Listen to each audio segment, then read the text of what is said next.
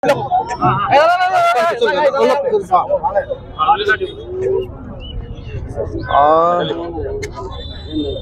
2024 চনৰ লোকসভা নিৰ্বাচনটো এটা ঐতিহাসিক নিৰ্বাচনত পৰিণত হ'ল।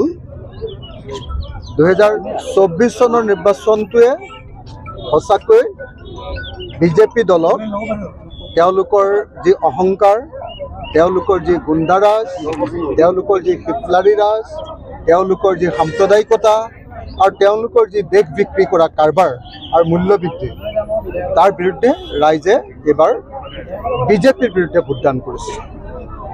গৌৰৱ গগৈ জয়টো তপন গগৈৰ পৰাজয় নহয়, গৌৰৱ গগৈ জয়টো হ'ল অসমৰ মুখ্যমন্ত্ৰীৰ পৰাজয়।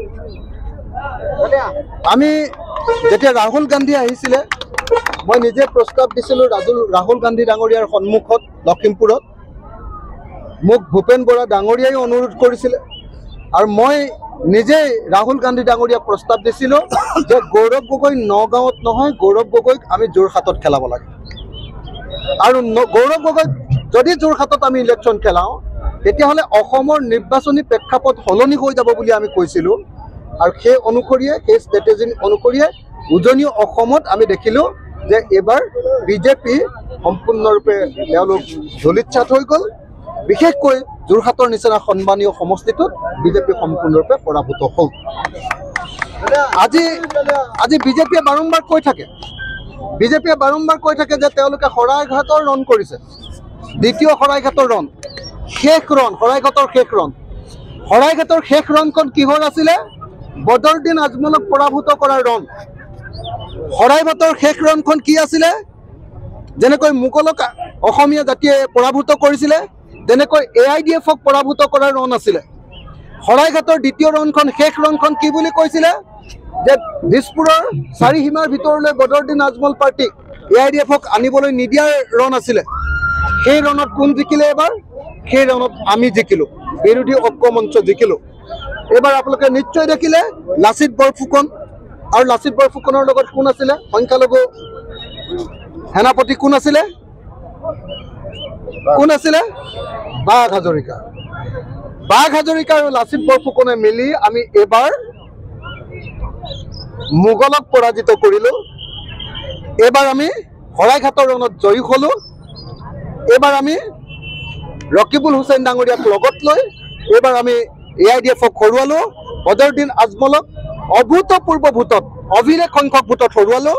আৰু এইটোৰ পৰাই অসমৰ ৰাজনীতিত এটা নতুন গতি ল'ব, সাম্প্ৰদায়িক ৰাজনীতিৰ বিপৰীতে।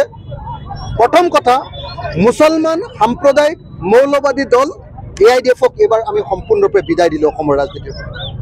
দ্বিতীয়তে, হিন্দু সাম্প্ৰদায়িক মৌলবাদী দল বিজেপিক এইবাৰ আমি পূৰা আঘাত কৰিলোঁ, তেওঁলোকো মোটামুটি ধৰাশায়ী।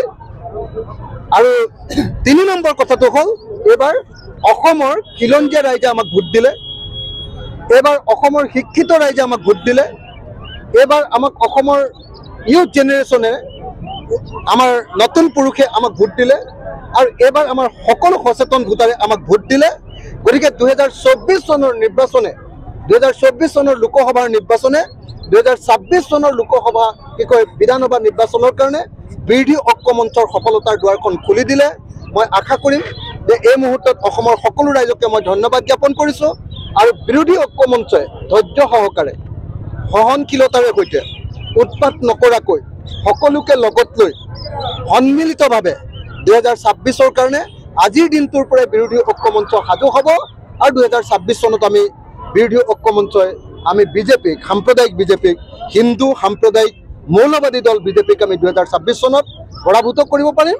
আৰু খিলঞ্জীয়াৰ চৰ্দাৰ বুলি কৈ থকা, হিন্দুৰ চৰ্দাৰ বুলি কৈ থকা আমি হিমন্ত বিশ্ব শৰ্মাক 2026 চনত অসমৰ ৰাজনীতিৰ পৰা বিদায় দিব পাৰিম।